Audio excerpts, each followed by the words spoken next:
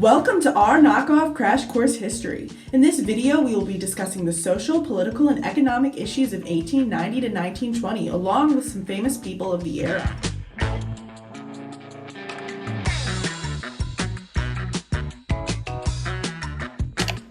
Starting off, I am going to dissect the period of 1890 to 1900. During this time, a lot was going on socially. Let's start off with life for Southern blacks. Job opportunities were limited and discrimination was rampant, so an estimated 40,000 to 60,000 blacks left the South in 1879 and 1880 and headed to Kansas and the North to seek freedom and economic opportunity. At this time, segregation became legal and blacks were expected to be subservient. Booker T. Washington was a key black leader. He called for black people to adjust to segregation and instead of seeking full equality with whites, appealed to white employers to instead obtain better economic standing. Lynching also increased dramatically during this time, so black individuals lived in fear of violence every day, especially in the South. Also at this time, immigration was a major topic. The new immigrants coming from Eastern and Southern Europe were seen as a distinct lesser race. One movement that pushed this idea was the Immigration Restriction League, who were intense nativists. Along with this came the Chinese Exclusion Act, which although was political as it temporarily excluded all immigrants from China from entering the U.S., its implications were social as life for Chinese people already in America became HE double hockey sticks. Also in this era was a women's movement where a generation of college-educated women started to take better jobs, start their own clubs and social reform organizations, and even fight for suffrage. Yes. Well, not really yes, because this women's movement was heavily dominated by native-born middle-class women who believed they were the superior race. Dang. During this era, the U.S. was pursuing territory and very gung-ho about expansion, and socially there was a lot of debate over it. The Anti-Imperialist League opposed this as they thought efforts should be focused on issues at home. Many of them were also very racist. Shocker. In the 1890s, the People's Party, or the Populists, evolved from the Farmers' Alliance. The Populists were the producing class, yet they embraced modern technology. Their platform included a wide variety of goals, but they strongly called for public ownership of the railroads to guarantee farmers inexpensive access to markets for their crops. A key person during this era was William Jennings Bryan. He condemned the standard of only backing currency with gold and called for free silver. Free silver would increase money circulation, which Bryan thought could increase prices for crops for farmers. Although Bryan was backed by populists and Democrats, he still managed to lose the presidential election to McKinley in 1896. A big political issue of this time was also the disenfranchisement of black voters. Examples of such were poll taxes and literacy tests along with the grandfather clause. Now, these might seem like colorblind attempts to protect the vote, but trust me, they were not colorblind. A big court case during this time was Plessy v. Ferguson, which occurred in 1896. This made segregation legal. Expansionism was also a big part of American politics at the time. As Hawaii was annexed, the U.S. was in the midst of the Spanish-American War over Cuba and the Philippine War. This expanded the U.S. as the U.S. eventually acquired the Philippines, Guam, and Puerto Rico, and a naval base in Cuba, along with the right to intervene militarily if necessary. Cough, cough, Platt Amendment. There was much debate over what the outcome of the territories would be, but eventually it all worked out.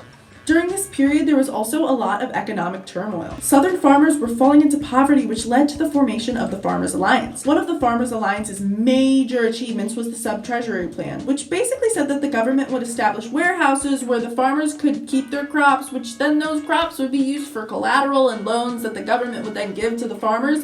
Whew, that's a mouthful. A severe depression also began in 1893, which fueled a labor strife.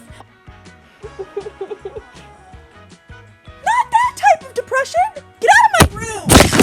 Thank you. That's much better. Efforts to industrialize and diversify the South's economy failed in large, which meant the South remained dependent on the North for manufactured goods. The American Federation of Labor also came to power during this era and was very exclusive in its members. Are you a member? Lastly, with the expansionism that I talked about earlier, came the expansion of trade. Chapter 18, the Progressive Era.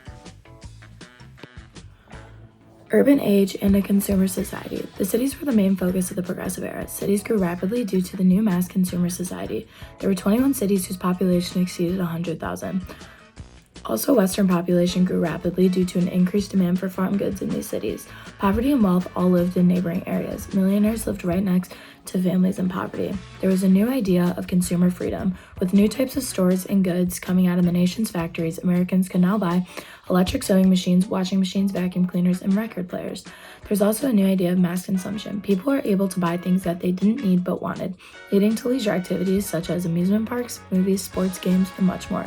Here we see a shift from capital goods, goods for companies to use, and consumer goods, goods for people's enjoyments and well-being. Another idea that came about in the Progressive Era was new feminism. Gender roles were dramatically changed during this time, and the number of working women rose drastically, along with married women and college-educated women. There was an idea of new independence, that a woman could be independent from a man and work on her own, and this is how the idea of feminism that we know today came about. The heart of the feminist movement was the birth control movement, and a famous quote by a birth control activist, Emma Goldman: freedom of action, freedom in love, and freedom of both sexes. New immigration. There was a big shift in the amount of immigrants and where they were coming from. They were escaping war and wanted new opportunities. They wanted to experience the freedom and prosperity enjoyed by the people of the United States. They clustered in parts of cities by their ethnic groups and formed neighborhoods with culture integrated within.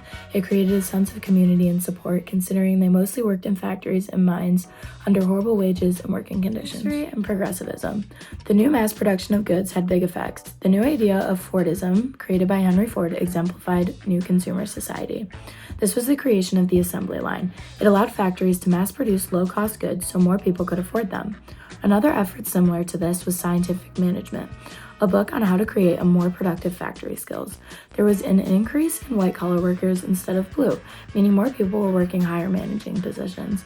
The American Federation of Labor was created to help workers with unfair conditions. However, it really only benefited privileged American workers, leading to the creation of IWW, which sought to support immigrant workers and create unions. Progressive reformers supported the empowerment of workers through unions, not the empowerment of big corporations. Politics and progressivism. Progressives believed that society was deteriorating and the only cure was significant government change. They wanted to combat the power of corporations and protect consumers, and wanted to break political machine power. An important group during this time were muckrakers. They were progressive journalists who exposed the corruption and called for reforms. They published and wrote about the societal ills of America. A famous muckraker was Upton St. Clair with The Jungle. He wrote about the brutal meatpacking industry and the bad working conditions. Also, Ida Tarbell with her expose on the oil industry, and Jacob Rees' How the Other Half Lives, photos exposing the unsanitary, disease-filled living conditions of the poor and working class in New York tenements. Reform and government change happened on the state and local level. Initiative was passed where voters could require legislations to consider a bill they chose to ignore. Referendum. Voters themselves could vote on the adoption of proposed laws. And recall. The removal of corrupt politicians. Here we see a shift from the Gilded Age because progressive people wanted to receive political power back. Also, the 17th Amendment was passed during this time, and voters can now cast direct votes of U.S. senators. This removed the possibility of corrupt politicians buying off votes. Presidents. Progressive presidents changed the way presidents impact our country today. They used presidential power to enact progressive reforms and challenge the economic and political power of industrial giants. Theodore Roosevelt enacted the Square Deal during his presidency. He fought for conservation of natural resources, control of corporations to make sure they didn't abuse their power, consumer protection so that people were getting good products and not being lied to, and sided with unions at times. He signed the Pure Food and Drug Act and bills promoting conservation. It's time to talk about World War I from 1914 to 1918. Let's go to the Thought Bubble. Welcome to Thought Bubble. Let's talk about World War I. It erupted in Europe in 1914 after the assassination of Archduke Franz Ferdinand. Two sides developed: the Allied powers, which were Britain, Russia, and France, and the Central powers, Germany, Austria-Hungary, and Italy. The US held a neutral position, but certain events made it hard. The sinking of the Lusitania is an example. It was a passenger ship bombed by German ships, killing 128 Americans. There was also unrestricted submarine warfare, where Germany started sinking ships again, even after they said they wouldn't. What really hurt the Americans and put them into the war was the Zimmerman telegram. It was a note sent to Mexico soliciting them to go to war with America. It was intercepted by the US, and Wilson asked Congress for a declaration of war against Germany. U.S. entry tipped balance toward the Allies, and the war ended with the Treaty of Versailles. Wilson was very invested in this treaty, as other countries had vengeance in mind for the Germans. So Wilson wrote the 14 points. Some of the major things were self-determination, freedom of the seas, and the League of Nations, which is a representative body where countries could go to negotiate problems instead of go to war. But Wilson became sick, and so Britain and France got the vengeance they wanted against Germany, leading to World War II. The funny thing is that the US refused to join the League of Nations because they were afraid it would drag them into war, and they didn't want that. So, World War I at home. Wilson established the wartime agencies like the War Industries Board. The government also tried to reduce dissenting voices of the war. This was done through the Espionage Act and Sedition Acts, which made it a crime to oppose the war, and the Supreme Court upheld this decision. There's also the Red Scare, which is anti-communist sentiment beginning in 1919. The Palmer Raids, which was by Attorney General Palmer, tasked Edgar Hoover to gather info on suspected radicals, and there were mass arrests as a result. Immigration also was at a peak during this time. This led to nativism, which is opposition to immigration. This opposition was usually against non-Protestants, but it was just opposition to immigrants in general. So now migration. The Great Migration is when the southern black population migrated from the south of the US to the north and to the urban industrial centers of the north. They wanted to escape the oppressive atmosphere of the South, like Jim Crow laws, separate schools and separate facilities, and poll taxes.